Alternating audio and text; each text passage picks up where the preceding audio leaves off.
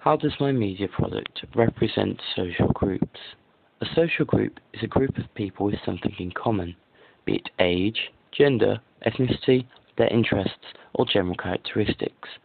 Because my genre is jazz, my typical reader would be white, either gender, a high achiever, and typically middle class, though new affluent worker has been noticed in questionnaires.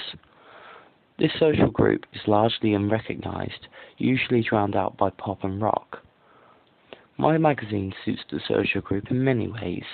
For example, on the front cover, I've chosen to use a lot of text. This shows that this magazine is made for the more intellectual readers. Reinforcing this is that in no part of the magazine is slang used.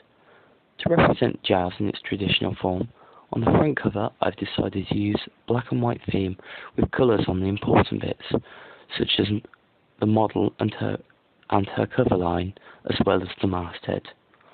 The age group I'm aiming at is 16 to 21-year-olds, those on the more mature side of youth. To reach out to this audience, many of our featured artists, especially those pictured, are of that age range. The same goes for ethnicity. Many of the artists are white to support our aims for ethnic majority, though it is understood that it won't always be white people reading our magazine, and therefore there's also an Asian and mixed race model on our contents page. The magazine is given a classy style in the sense that I've got all the models well dressed and looking their best. Even myself in the editor's note, I'm wearing a suit.